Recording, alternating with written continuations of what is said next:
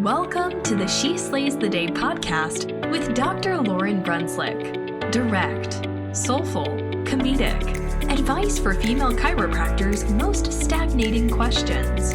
Let's talk business, marriage and relationships, momming, and self-development. Here's your host, Dr. Lauryn Brunslick. Hey everyone, this is Lauryn Brunslick, and this is the She Slays the Day podcast, and I am so excited about today's topic. I think I say that every week, but newsflash, I only pick topics that I really like, so I guess it's still true. So I feel like I'm all jacked up on caffeine and like some Taylor Swift because we have so much to cover today. Today we are talking about getting butts in seats for events. And this is not going to be specific to chiropractic at all, because it is really any entrepreneur who, throws events, in-person events, or even virtual events, and needs to get people to them.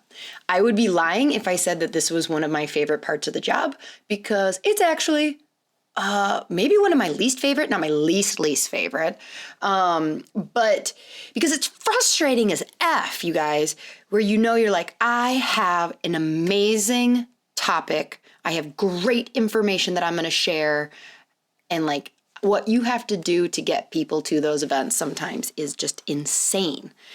So we're going to dive in, but for those listening to all of my advice today, yes, I'm totally going to forget something. I'm sorry, because there's just so many different things. And you just got to be like a ninja for these things, like getting people there. And so if you don't have to work this hard to get people to your event, don't put your nose up at me. I will remind you, I live in a town of 8,900 people. So when I do like a Facebook target market of like women ages 25 to 60, it's like, there are 1,200 women in your target market for this like ad period. And I'm like, and we're talking like a 60-mile radius. Okay. So that's why I think that that's why it's so easy for me to talk about all the different things, because we have to like hustle. We don't get to just like throw up a Facebook event because we live in a town of 3 million and 20 people fill there. So I'm going to talk fast. So Alicia Davis, if you're out there, make sure I'm not on 2x speed. I'm going to quickly share that story because it is so funny. So Alicia sent me a message like a month ago or something, and she's like, oh my gosh, you talk so fast on your podcast. And I do get that. Like my own daughter has asked, like, why do you talk so fast? I can't even listen. I'm like, calm down. You're not supposed to listen. I swear too much. But anyway, so she then sends me a message like a week ago saying, just laughing, going, oh my God, I realized that I had my podcast like listener set 2 times the speed. And she's like, I just thought you were crazy, and so she thought, like, do you guys know how fast me talking at 2x is? Okay, here's an example of what me talking at 2x is. Like, it's freaking crazy. You can't even understand. How did she do that for so long? So like, right? Impossible. Okay, so everyone, get your pens and paper. We are going to be like dropping some very, very tactical stuff today. Very little room for woo-woo. So before we jump in though, you know what I'm going to do. I'm going to give my listener highlight. So today, this is Janelle Flowers, and it says, hey, Dr. Lauryn, I wanted to reach out and let you know I'm a fairly new listener and recently caught up to episode 26. My God, this spoke to me. Your prayer asked for God to make it obvious, and he definitely did for me, speaking through you. I definitely was on the same boat of being so sure about my path until right now as a student at Parker, going into my second try. Recently, I started being very conscious of how costly chiro school is and doubting my capabilities of one day being able to be a business owner or clinician people could actually take seriously. I've never been one to doubt myself, so this has been particularly difficult, but hearing how it is you encourage other young girls to pursue this path helps me know I'm in for something truly rewarding. I definitely felt a light shine on the whole situation after listening to your bit on my feelings of uncertainty, not meaning this was the wrong path. It might just be God working to give me a new perspective and more vulnerable approach. I've become a big fan and cannot thank you enough for the teachings you provide to those old and new to chiropractic. Keep up the great work. Janelle, thank you. Thank you, thank you, thank you. And, per usual, like we've kind of started doing, if you send me a DM with your address, I will hook you up with some free She Slays the Day stickers, because if you're going to take the time to write such a nice thing, like it really brings so much joy to me to see that impact, because I've said it before, when you're just talking into a microphone, it is so different than standing on a stage and feeling that energy from the crowd. So if you're going to take the time to write me a review, I'm going to take the time to mail you some free swag. Okay, so just send me a DM with your address. Now we're going to talk She Slay savings. Whoa. So if you have not checked out our She Slay savings tab on our website, now's a great time to do so. So on She Slays, we've got a couple different promos for you guys. One is through the one and only Sandy Spines. She is my favorite chiropractic musculoskeletal watercolorist. She has cool stickers, cool prints that you can hang in your office. Very cool work. Find her on Etsy. Her user store is Sandy Spines, and you can get 10% off your entire order every time just by using promo code SheSlays. And just for you, if she has stickers in stock, she will hook you up with some free stickers with your order. So make sure you're doing that. And then also for all my chiros out there who have practices of pediatric and prenatal focus, make sure that you are being smart about your time in 2020 and using resources that benefit your patients and save you time. So check out the Connected and Inspired Media app. This is an app specially designed for your clinic, full of hands-on resources and tools for your patients to just help them grow and thrive. And it keeps you from having to spend that time in clinic showing it. So it's really a win-win. More for them, less time for you.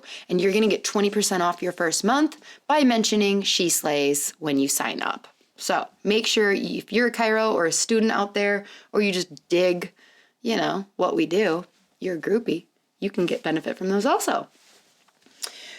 Okay, let's pray. All right.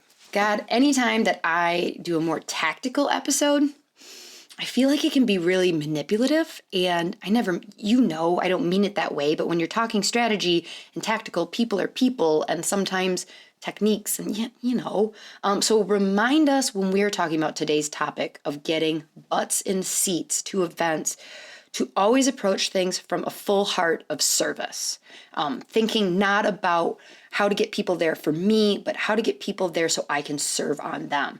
Because part of filling every event now that I do is I pray to you for weeks up to do your part, as if you're on my team working for me to guide whoever needs to be there, help them stumble across that post, pull on their heartstrings, like I want you there. And then I always pray before events to ask you to deliver what message needs to come through for those in the room. More about them, less about me. So in your name we pray, amen. And that's true, everyone, that part of the reason, if you haven't listened to every episode, I've explained before that part of the reason that I pray on the show is to center me and remind me that this show is for you and what you need to hear, not a platform for me and what I feel I need to say. And so every time that I pray on the show, it's just kind of that check-in of you know what?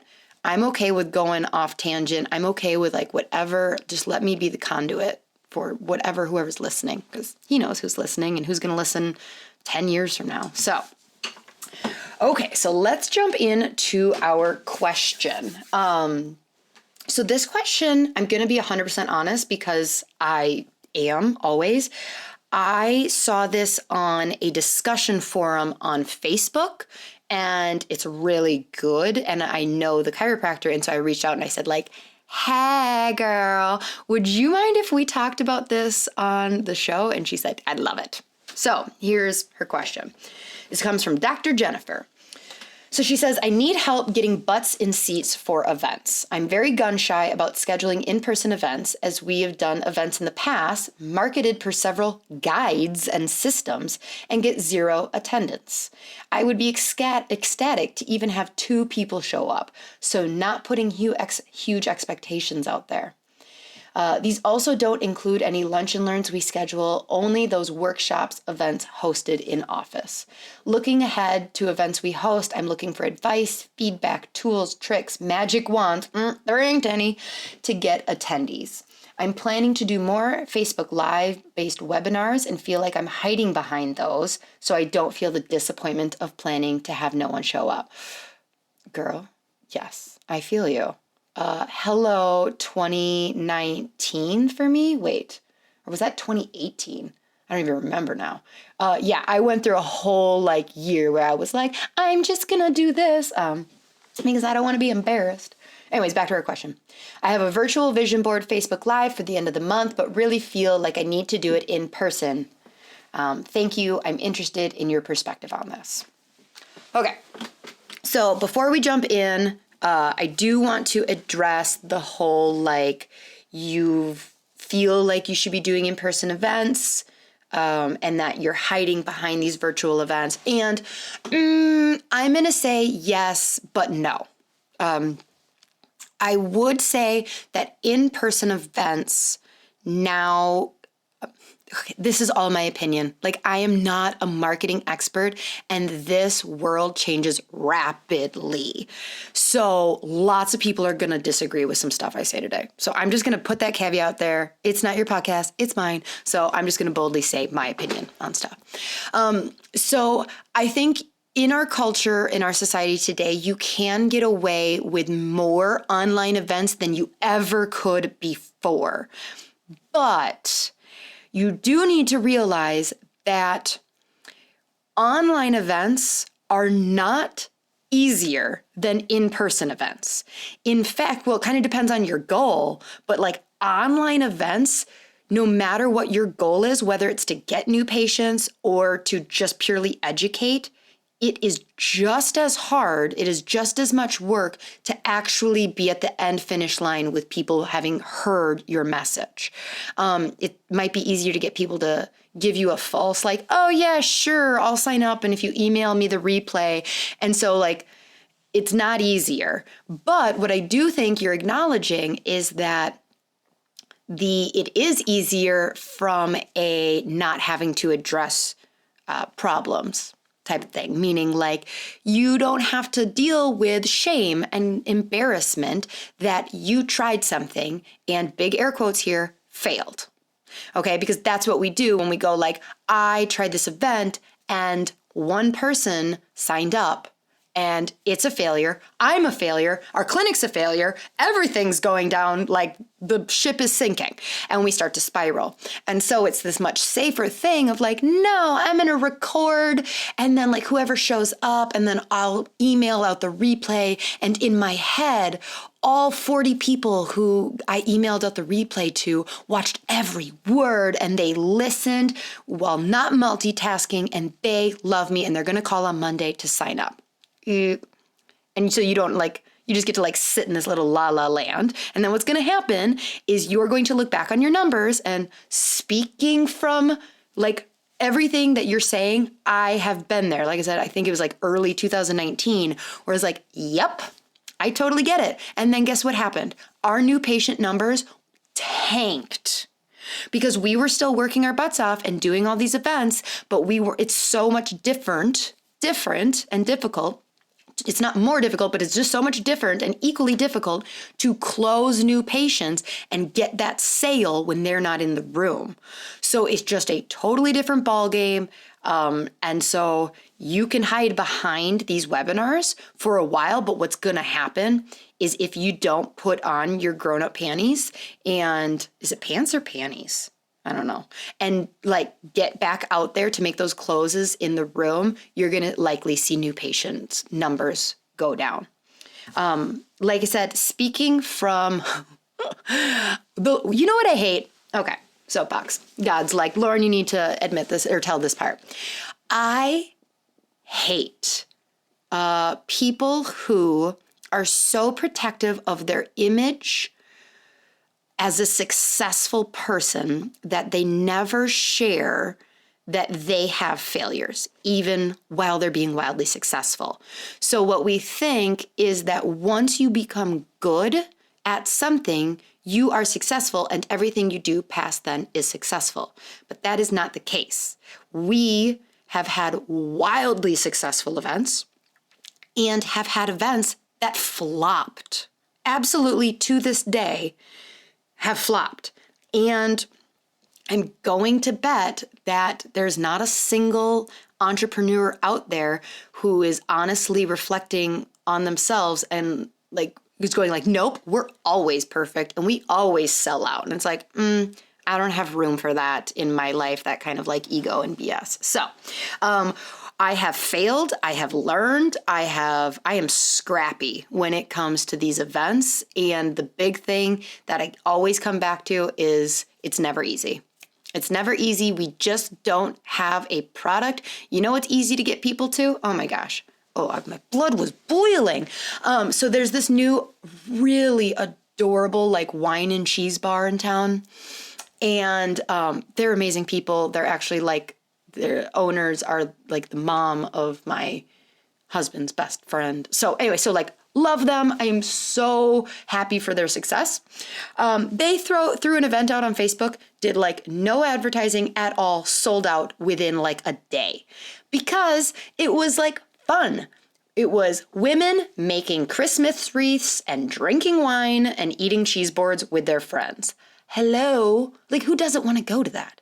And so before we get started, we are just going to play the world's tiniest violin for all of us out here who have like these products that we're selling, whether we're selling life insurance or chiropractic or Rodan and Feels or whatever we're selling, that people are like not as interested as they are at drinking wine and making a Christmas wreath with their friend. Okay, so Kirby, if you can like overplay that Sarah McLachlan song like right now, like In the Arms of an Angel, that would be fantastic. Okay, small violin moment, done. Okay, so let's get tactical. First, we have to acknowledge that things have changed. This is my 10th year in practice, and even though I'm selling something that like not everybody thinks they want, it was easier. It was just easier to get people at our events. One, when I was a new kid in town. Nobody knew much about our brand. They were excited because they're like, ooh, what is this? Who's this person? Like, you know, that was easier. And then also, 5 years ago plus, people were not, I don't want to say they weren't quite as busy, but they were a lot less skeptical because they weren't as marketed to. Now, people are marketed to everywhere. So there's this level of skepticism that really gets in your way. So for instance, like the whole, Kirby uses this example when we're talking to our team of like making events that people want to come to. So like he is interested in financial investment. It's like just, he would read a book on it. He's a nerd. And if we got a postcard in the mail from a local financial advisor saying, I will buy you dinner at this fancy steakhouse in town if you come to listen and learn about financial investment for an hour, Kirby would immediately be like, nope, because red flags go up like you're a financial advisor, willing to buy me a steak dinner. Gee, I wonder if this is going to be a sales pitch. And anybody who has sat through a timeshare once before, oh my gosh, if you have not, you are going to do everything in your life to avoid having to do that again. So we had these like major like flashers that go off anytime that we're like, as a consumer, to these things of like, I may want to buy activewear, but like if I know if I'm going to my friend's like activewear pop-up party, guess what I'm buying whether I want to or not? Activewear. So like we just know. So when you're a chiropractor doing a workshop on ear infections, guess what people think? They go like, let me guess, chiropractic helps ear infections and you're going to sell me chiropractic. So like, it's not necessarily that they're opposed to hearing that, but people are really, really busy. So if they're like, okay, I can connect the dots literally just from your advertising, chiropractic can help ear infections, great. When I'm ready to try chiropractic, I will just call you up if the ear infections are bad enough. So they think that like, that's all you're going to say. They're not seeing this perceived value. So like, they're busy as F and they connect the dots quicker. And also we already did our violin moment, so we're not going to do it now, but like the algorithm. Okay. F you, Mark Zuckerberg. I'm sorry. I'm sure that like little spiders on the internet are listening. I take it back. Please don't strike me down. But like Facebook is not a business's friend anymore. And oh man, it used to be. So it's just a different world. It's a totally different world where you can't just throw $5 at a Facebook Live or an ad or an event and get it in front of people and them buying it. Like it's not the same anymore. So step one with your butts in seat is really identify the purpose of the event. Okay. So is the purpose new patients? Is the purpose showing appreciation? Is this like a family fun day? Or is it educational for existing patients? Really what's the purpose? Because a lot of times we subconsciously forget to even identify what this is, or consciously forget to identify what this is. And then we try making our events everything. So like if you're having a patient appreciation event, I don't know, take the stress off and maybe not worry about like hustling for new patients at that. Just throw yourself a really good patient appreciation event. If it is new patients, you're going to need to approach things slightly differently. That means that advertising to your current patients is not likely going to be as beneficial. But really, what is that purpose that it's serving? Because it's going to take time, a lot of energy. We have a huge team. And so if you're just a team of like 2 people, you got this, but like, you just got to focus. You cannot be like, distracted by fancy, like little shiny objects with your event. Identify the purpose and then set the goals. So like if you identify, like we want to have a feel good, I'm going to use this example because we just came off. Our January events are usually our favorite, biggest event of the year. Because it's kind of a combination of we're not selling chiropractic, but yes, we want new patients.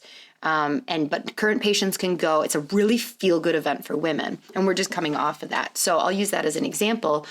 So once we say, okay, the purpose of this event is to empower women. If new patients come from it, fantastic. And, I'm going to try and do a little thing here at the event to get new patients from it. But like the goal is to make an event that empowers women. And then the goal behind is I want 75 women in the room. Okay. So you'll come back to this strategically later of like, if your location can only hold 40 people, like you're going to come back and kind of pick apart like, okay, I am expecting 10 of them to come from my front desk person, like talking to people. I'm going to expect 5 of them to come from, patients bringing friends. But like you can go back to that number and figure out, because you don't get to just be like, oh, I want 100 people to come to my event. And then you're like, gee, how come 5? Well, you didn't have a strategy as to like where those 100 people were going to come from. Okay, so once you kind of figured out your purpose and the goals, you need to figure out what the actual, like, what the event is. So what is the meat and potatoes? And this needs to have value, okay? I'm going to say that again for those who were maybe distracted loading the dishwasher right now. The number one takeaway of why people are not coming to your events is because they do not perceive your event as having enough value. So when you are looking at your event, you have to go much further into value than we used to have to do. Before, value was a free dinner.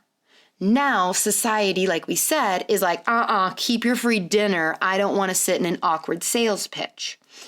So you have to know your target audience for an event. Because if you're just speaking to everyone, you're not likely going to land on many people. There is a chiropractor who I follow who just is so authentically herself and is so cool. But like, she has full moon gatherings. Okay, I don't know how many people come to that event. I don't know. The story I'm telling myself is that I couldn't get away with doing that in Rice Lake, and I think that's probably bullshit. I totally could. But believe me, that is a very niche people, like target audience, who is looking to come to like a full moon women's circle with drums beating and stuff. So know that target audience, and then you have to understand their pain points. Now, their pain points are not, it's not like what the problem is. It tends to be like the emotion associated. I mean, it's just deeper than that. So for instance, if you're going to do an ear infection workshop, a lot of times saying, hey, I'm doing an ear infection workshop. You're a mom and dad. Your kid gets ear infections. Pain point. You want to come to my workshop. That might have used to work. It doesn't really work anymore. Again, maybe you live in a town of like 20 gazillion people and all you have to do is throw an ear infection workshop out there and you like sell out. Awesome. Doesn't work that way in small towns. So instead you have to like really figure out go deeper in that pain point. Like, okay, so ear infections, okay, so that child has a lower immune system. The parent is frustrated because they feel like they did everything right. They're missing school. Like you have to go really down to like almost where when you're writing content for all of this, that a mom should read it and go, oh my gosh, are you in my head? And so your content is not like, hey, come listen to Dr. Lauryn talk about why kids are getting ear infections today and what you can do to help. It's just not catchy anymore. It has to really elicit that deeper emotion and struggle that parent has. You need to explain to them, like you need to point out a problem that they don't even realize they have and tell them how you're going to solve it. Okay. Because you're up against virtual information. You're up against a blog on everything. Okay. So again, here's an example. If I'm a chiropractor, I'm really beating this ear infection horse dead, but like, I don't know, it's just in my head. So it'll be, so if I'm a chiropractor and I pay a ton of money for an ad on like of my event, an ear infection workshop, and somebody sees it, my target market sees it, and they're like, oh, interesting, a chiropractor is doing an event for ear infections. Guess what they can do at that moment? They can Google, can chiropractic help ear infections? By the way, all you non-chiros out there, yes, it can. If your kid has ear infections or you have sinus infections, like stop living in pain. Go see a chiropractor, please. Anyways, so, they can make that association and go like, oh, okay, well, hey, maybe I'll go to a chiropractor sometime to help my kid with their ear infections, but they're not going to take time out of their schedule to get a babysitter or, like ask dad to watch the kids so she can go and learn this information, because it's like, oh, okay, I already anticipate that what you're going to tell me, the perceived value of the event is you're going to say chiropractic, it works for ear infections. Cool. Not enough value. And so that value point is just really the key. It is and we can't explain a million different ways to add value to your event because there's just so many different events that you have to get creative and realize you're going to need to go past like swag. You're going to need to go past a free dinner. You're going to have to go past like, oh, it's a date night for you and your husband. Because again, people can go on a date night. Like they don't need you to buy them dinner in order for them to like have a date night. Like they want a date night, but like if they're going to pay for a babysitter, they'd probably just rather go do that. So you just have to figure out your target market for the purpose of your event and what is going to be valuable to them.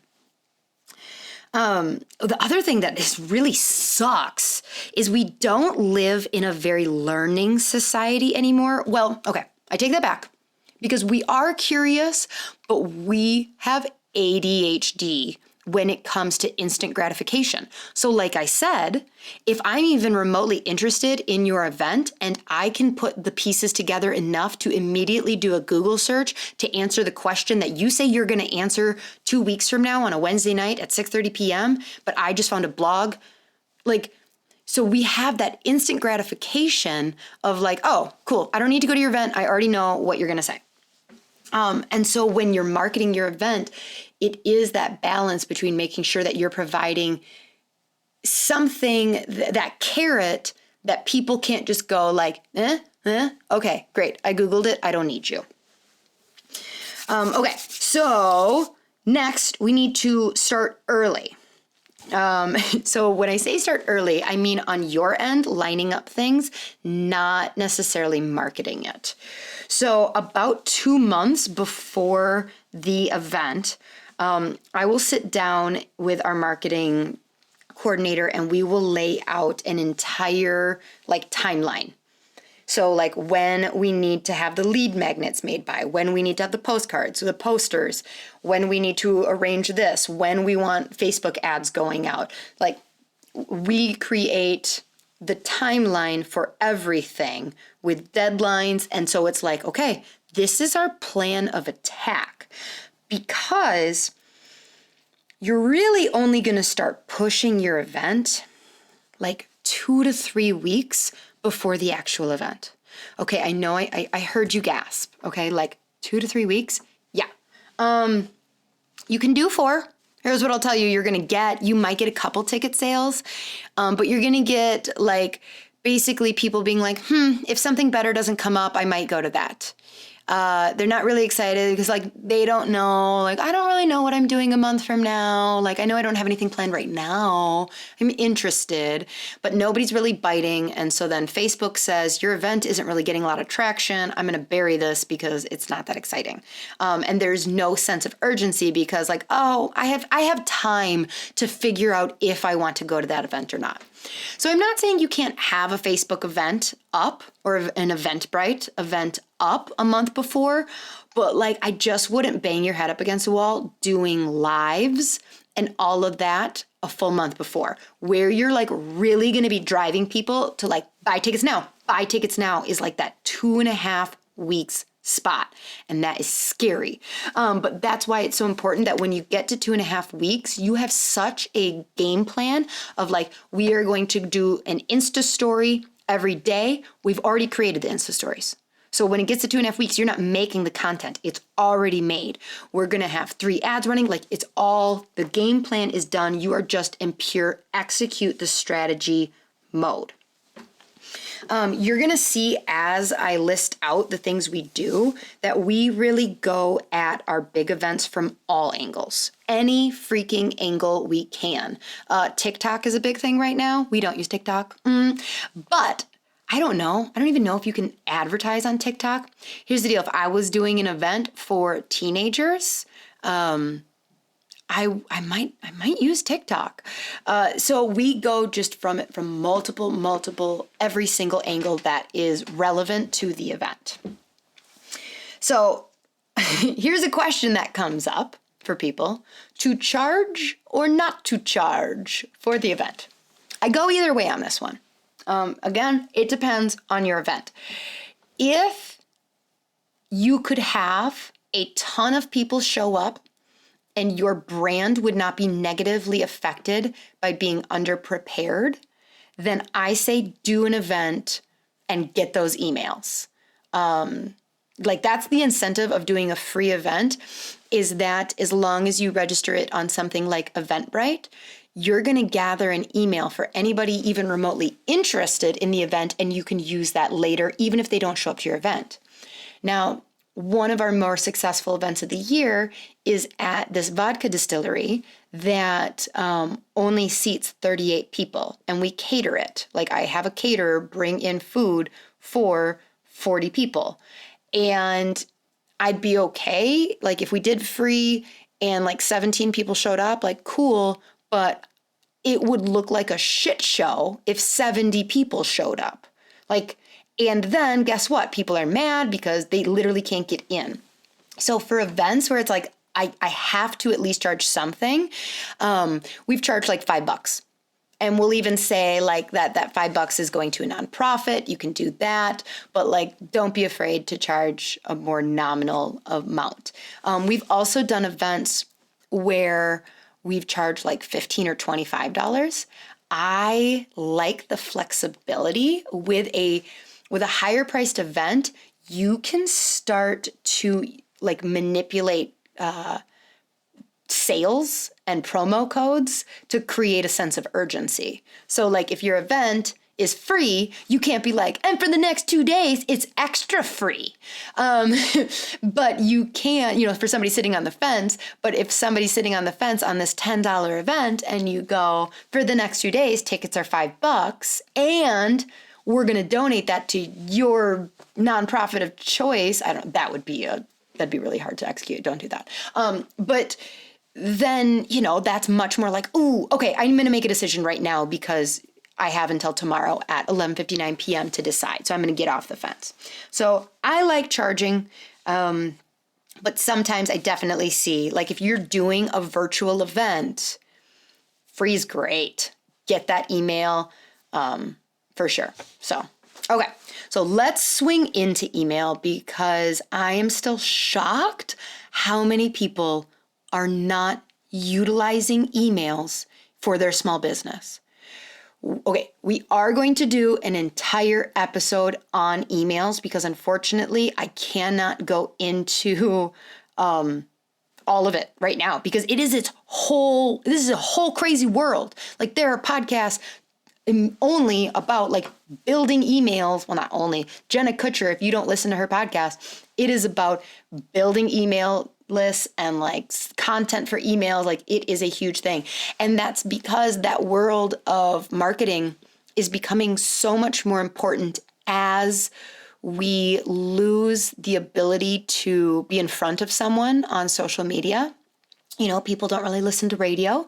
So, decades ago or whatever, we lost the ability to pay for an ad that would be in their ear. Then people stopped kind of reading the newspaper. So we lost the ability to be, flipped over on page 2. Then social media was fantastic. And then we lost the ability to even guarantee that our target market is seeing us. So emails are great because, you're sending it to them. It's still not a guarantee they're going to open it. You can't just send out crap, but like, it's going into their inbox. That's for sure. Well, or their spam. But either way, it is still one of the best ways to get people to see what you have to say. So for current patients, if you're not like doing something with the email address, okay, biggest takeaway, if you're not collecting the email address on every single new patient, stop it. Stop it, you idiot, and start taking the email and putting it somewhere. Like, put it somewhere and go like, okay, one day I'm going to start doing something with these emails. Like, you don't have to start doing something now, but step 1, get that email. I would say that this is so important that, again, like, remember that I started in 2010. So like, on our original intake form, it asked for email, but it wasn't such a big deal back then that we weren't even putting it like into our data in our electronic health records. So I paid some good hundreds and hundreds and hundreds of dollars for my front desk person, basically when I was gone for 2 days at a seminar. For them, I'm like, all right, so what you're going to be doing while I'm gone is going through all of that paperwork and typing out that email that they wrote on that paperwork and like storing it. So now, hopefully, that this is important enough, you're putting it in, but like, yeah, it's worth it. And if you're not, if you have, like, if they fill it out somewhere, but you just haven't stored it, pay your front desk to go through every single intake and collect those emails. Bare minimum, if you're short for time, just do your target market. So if your target market's like females, like, okay, just start with your female patients getting those emails. So if you're like, well, what's the purpose of sending an email to my current patients? Because my goal is to really get new patients. Yeah, I hear you. What I'll say is that the longer you've been in business, people fall off.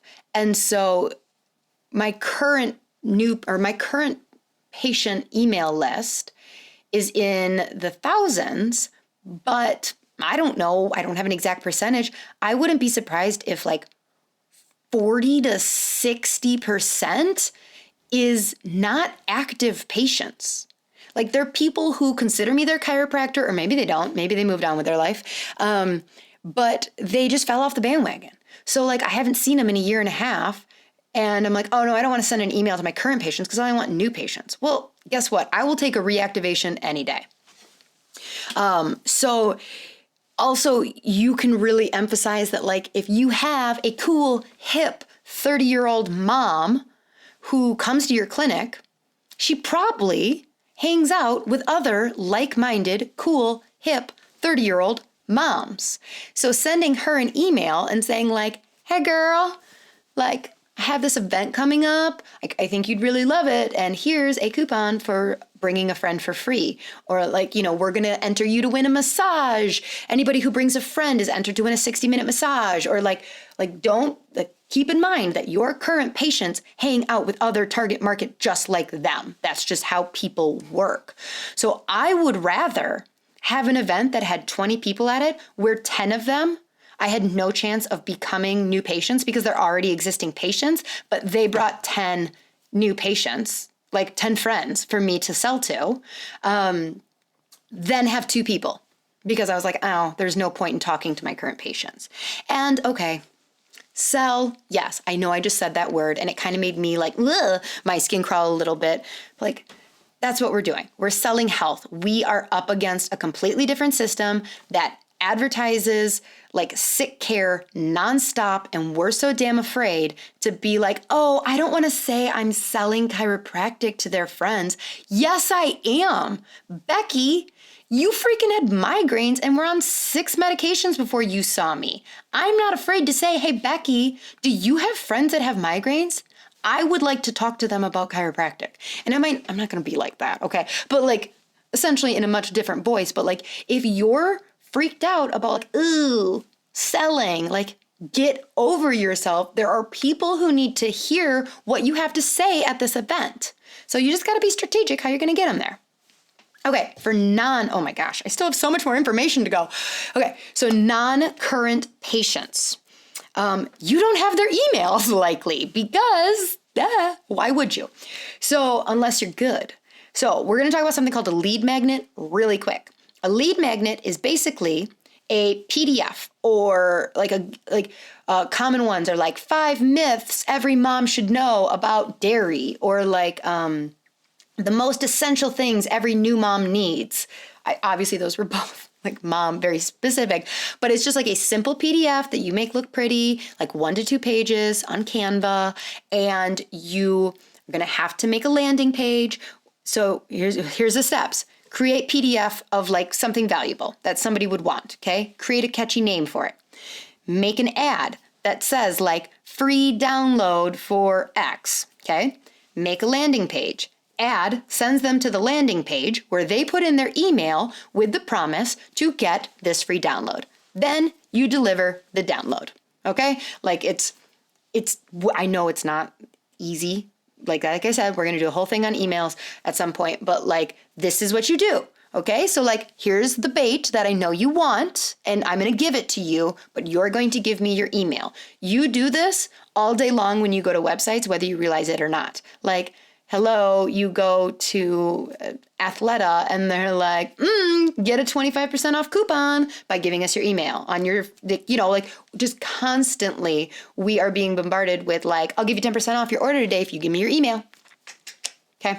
So That's called a lead magnet or an opt-in, like it can be called different things, but that's really nice because, so you always want to make sure your lead magnet matches the vibe of the event you're going to do. So here's an example. We're going to be doing a pregnancy workshop in March. So what I'm doing, it's currently the middle of January as I'm recording this, and what is on my to-do list like yesterday was to create a lead magnet of the 10 must-haves every 2020 mom needs. I didn't write down that words, but like those words in some kind of order. Like basically, what are the 2020 must-haves for every new mom? There we go. That's what it's going to be named. And I'm just going to make it a thing, and I'm going to put it out there on Facebook, and I'm going to pay for it to be in front of a bunch of 20 to 37-year-olds because it's an easy thing that, like, if I'm pregnant, I'm going like, oh, what are the things that I need to register for? You know, like, especially since it's a pregnancy workshop, actually, I'll probably shift the thing to be like 10 things to be on your registry. Like, because then I know I'm not even getting moms, I'm getting pregnant women who are interested in that. So it's like January, and so that's going to run from now until the time of our event. And what's going to happen is emails are just going to come in of women interested in what they need to put on their baby shower registry. Boom. So then when I have an email to go out to say, hey, I'm doing a pregnancy workshop, send it to them. Okay. So it's like this, it's kind of like this fun little game of like, how can you get the emails and do stuff with it? Also, emails take pressure off the sale at the event, because if you have their email, like, yes, it is so much easier to like build on momentum that you get in an event. But if you don't get the close, you have like you would create a nurture sequence which is a series of emails going out to anybody who wasn't a patient, who didn't sign up at your event that, could. And so you kind of like, it's called a nurture sequence because you nurture them and say like, hey, come on, you didn't sign up, but like, come on, here's your offer type thing. Oh my gosh, I am struggling because like I want to go off on a huge tangent so much more in email. I'm not going to. I'm going to say discipline. This is butts in seat, and email is just one of the things. Okay, 2, partner up. So this is like doing a cross promotion with another event in town that is like-minded on the event. So whether it's, if you're doing if you could bring a lactation consultant in, it's that more value. So like I said, when I said earlier that if I'm a chiropractor talking about ear infections, what do you think I'm going to talk about? Chiropractic and ear infections. Now, if I'm a chiropractor who has a nutritionist coming in and infant massage to talk about to talk about ear infections, now all of a sudden you can't necessarily just do a simple Google search. You're like, oh, well, it can't be, what is she going to say? So like, yes, could they do this? But it becomes more complicated, that value. And so do I get 60 minutes to talk about chiropractic? Nope, I got to have a tight 20. But if I'm hosting the event, like they get to like see the clinic, they get to see me, they get to get all this information, and then I get to still talk about chiropractic in front of them. I got them there, okay? So bringing in speakers, you can also give away tickets. So like if we have, again, this is where it's nice if it's not free. So like if you're doing a women's event and there is a really cool boutique in town whose target market is your target market for this event, give them 2 tickets and say like, hey, I would love to give you these 2 tickets to give away to your followers on Facebook.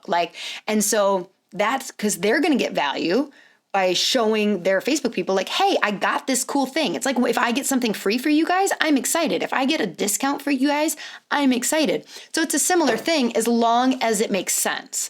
Like you can't go back to that well over and over. So you need to really make sure you pick when you do that appropriately.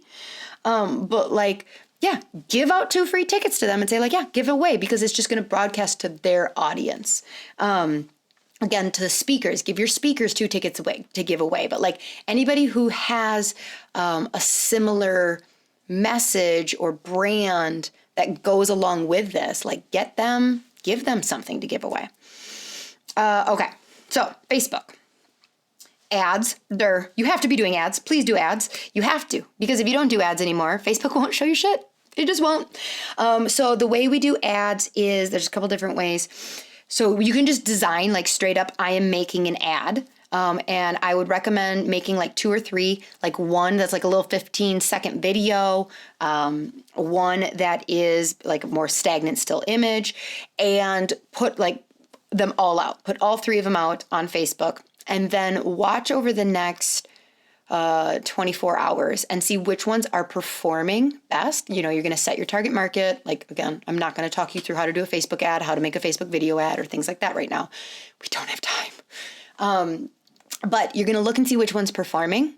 If one is not performing for you, just cancel it. That's cool. No problem. Don't worry about it. Not taking judgment or shame. This is a world of experimentation and judging yourself of like, oh, I put an ad out there and it's not performing. Like, no time for that.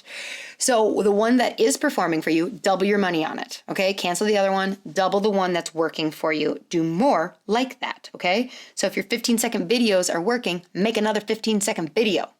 And that is super important, is the ads. You could also, you know, if you're doing lives, like you should be doing lives, you can kind of watch the organic reach of that over 24 hours as well. And if something is getting organic traction, then I will put some money on it and like make sure. But like, you don't necessarily need to throw $5 on a live that you thought was going to be good, because other people might not. Like, you just might have missed the mark a little bit. That's okay. Do something different. Like, just do it again. Do it different. But see those things that have traction and double down your money on them. So Facebook's really pushing groups also. So it's not enough to just have a Facebook page, but if you can have a Facebook group. So for instance, I talked about the pregnancy workshop we're going to be doing in March. We're going to say like there's a Facebook group for this, that during the entire month while we're doing this 4-part workshop, you know, we're going to be posting all of these extra things. It's like this added value. They want to be in the workshop because they also want all the stuff that private group is going to get. So as you're adding people, you know, just see if that's appropriate. It's totally not appropriate for every event. And you do want to close those groups within a certain time after. But, you know, just see, is this an event that a group would work? If you have a group, go live in the group. If you have that Facebook event, go live in the Facebook event, because that's also something. So often, so let's say you throw out a Facebook event and you have 60 people interested. 2 going, thanks a lot. What is interested? Anyways, so Facebook, so if you are, okay, I'll give specifics. So let's say you have 1,500 people who like your Facebook page. And then you have this Facebook event and 70 people are interested in the event. You are very likely going to get a live about the event to actually end in more direct ticket sales if you do a live in the event, because Facebook is going to show it to those 70 people. So like that's where it's like you kind of might need to do 2 lives, but think about doing it. Like if you have enough people interested in the event, but they're not like going through and buying the ticket, that's where you'd want to do a live like, hey, everybody on the fence, today we're running a flash sale. Like, use this promo code specific to you. Like, Okay. Instagram. Yeah, I mean, you know, use it, of course. Insta story. If you got a lot of people on Instagram, of course, like put something on it, but like if you don't have a lot of your target audience following you on Instagram, work on your Instagram first, but like just don't put a ton of time into that. We use stories. We don't have the swipe up option. Bummer. Not 10,000, but you can do ads on that. And then also now it easily goes over to Facebook stories. So I would put more time into Facebook stories of like creating a 2 to 4 story long thing for an event than I would necessarily a still image. That's not always true though too, because it depends. If you live in like a big town, like if you're in Dallas, then you can use those hashtags of like Dallas Moms Group, Holistic Moms of Dallas, yada, yada, yada. So like, yeah, it still does play, but just realize that unless there's hashtags that are super specific and relevant to your geography and your event, you know, you just got to balance. You cannot do everything unless, I don't know, you have a team of 15 people. Okay. So there are phases to ticket sales also, meaning that you're going to start the release. Let's say you start the release of your ticket sales like 3 to 4 weeks out. Okay. You've got ads going. Okay. Now 8 to 10 weeks out, you started getting emails from your lead magnet. But like, this is where like, all right, Facebook event live, and you can now officially buy tickets if you want to. So you've got your ads going. So then let's say that you get, about 2.5 weeks out from the event, you're going to do something to kind of like create a sense of urgency. All right. So you're not just going to be like, all right, my event's sitting there.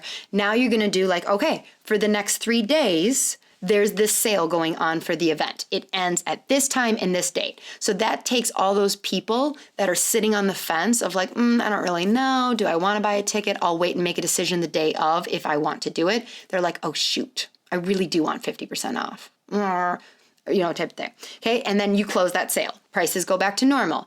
Then, as you get closer, you do a different thing. Like, okay, the next 20 tickets sold are going to get to take home a special, like a essential oil blend, like roller that night, or a swag bag, or, just like it's that thing. That like, okay, for the next number of tickets, the next number of days, today only, anybody who buys a ticket will get entered to win an Adirondack chair. I don't freaking know. But you have these little like things. So often what we do is we just throw our event out there and then we like pay for ads and we're like, but there's a lot of people interested, but why aren't they buying tickets? Because you're not creating a sense of urgency or an extra advantage to like make the decision now. So what people want to do is they go like, well, I would go to that event. Like my kid does get ear infections. It sounds fun, but like, what if something better comes up and I've already bought a ticket? Shoot. What I'll do is I'll decide the morning of if something better has come up, and then I'll buy the ticket. And then they forget, because guess what happens? It's the morning of, their life is stressful, and they're like, I want to go, but I really just want to come home tonight. Like, I didn't get much sleep last night, and I just want to go home and like just have a quiet night in. Our lives are so busy. So you got to like create that, like, no, you need to buy a ticket. You need to buy a ticket like a week and a half out. You got to like push them off the fence. Do a final push of like buy one, get one free, bring a friend sale, like all those things, like just think creatively. Oh my gosh. Okay. So obviously this is a lot. Like I said in the beginning, I know that there is more that you can do. These are the big ones. And I talked so fast. I am like, my voice hurts, you guys. I should have told you, maybe slow down this episode. And just think creatively. Okay. If I had to leave you with like 3 final things, is I would say, be creative, be smart about your event. We no longer live in a day where you get to rinse and repeat the same thing that worked for your last event, or even if it's the same event you did last year. You have to sit and allow that time, go to a coffee shop by yourself without distractions, and think of creative ways to get this out there, because that's the world we live in right now. Just from a creative standpoint, for instance, I noticed that on our last event that our patients don't see posters in our clinic. Like, I think we've just desensitized them completely to posters. They don't see them. They're in and out. They don't look at our posters at all. So like for our pregnancy workshop that we have coming up, we're going to create a display. So what I'm going to do is I'm going to get like a bunch of boxes of organic baby diapers and make like a display out of like 10 boxes of diapers that is going to grab someone's attention. Because if you're a patient and you come in, you're like, what's up with all the diapers? Now, what am I going to do with all those diapers? Gee, I don't know. Give them away. Like that would be a great thing. Anybody who enters to win is going to get a free box of like organic diapers at the event. Donate them to a homeless shelter. I don't know what I'm going to do with the diapers, but I do know that like, I'll use them. I'll use them somehow to incentivize people to come. And you can probably come up with cheaper options than spending $200 on diapers. But like, just be creative with those bottlenecks. People don't see my posters. Then do something better. Do something cooler. Be different. Whenever possible, be consistent. Don't look at an event. if you did a breastfeeding event and it was great, the material was great, the value was there, but people didn't come, do it again. Because here's the deal is there's a whole bunch of people out there who likely wanted to come but weren't pregnant yet, who wanted to come but wouldn't have given birth yet, who wanted to come but their sister-in-law was getting married that day. So do not scratch off an event that you think is valuable and good and just be like, well, apparently people weren't interested. No. Sometimes it just takes like consistency. So we're going to be starting a Crunchy Northwest Mamas group that'll meet up once a month in our clinic. And I fully anticipate that the first one is gonna suck. Not the material, but that like there might be 1 to 2 moms who show up. But guess what? We're gonna do it consistently. We're gonna do it the third Thursday every month for at least 6 to 9 months to give it a chance to catch up. So if it's something like that, like just don't say it didn't work because the first time didn't. Sometimes people just need to know like, okay, you're gonna be doing this again though? Good, because I am interested, I do wanna come. And lastly, debrief. This is something that we have failed to do so many times, and it just causes us to have to reinvent the wheel every time that we're doing an event. Look back on an event, what worked, what didn't work, what would you do differently next time, and take notes. Like physically write it down. Store it somewhere so you can use it. But learning from those experiences, like nobody came, okay, what happened? Why not? Was it a bad date? Was it like, do not sit there and go, I don't know why nobody came. That's bullshit. If you listen to this entire episode and you had an event that you're looking at and you're like, I don't know why nobody came, then you are still throwing yourself a pity party and you're not going to move forward. Sorry, Dr. Jen, I'm not saying you're doing this. I'm just saying other people. You are getting in your own way of figuring out problems and solving them by continuing to say your story that you're doing everything and people just don't like you and they don't want what you have. Well, okay, maybe that's true. Figure out how to sell them something they want then. So, oh my gosh, I'm so glad that we don't run a podcast that is like pure strategy, tactical, everything, like every time, because it's exhausting, y'all, to step into that like, whoa, strategy, mode, alpha, yes, power, dominate. It's exhausting. So I look forward to like a much more like feely woo-woo one coming up soon. Although I'm pretty sure that the things that we have coming at you guys, like you guys are requesting just like real life shit, and that's fantastic. So maybe not, maybe I just have to get more endurance and be like, all right, here's what I have to tell you. Okay, so that is it. That is getting butts in seat. Remember, you will always fail and you will always succeed. It is never like you're not bad. You just have to keep trying again. You need to be persistent and have like a tough armor, because you will get beat up in this world of marketing. And it doesn't mean that your event wasn't good. It just means like learn, try again. All right, ladies, until next week. Bye, She Slayers.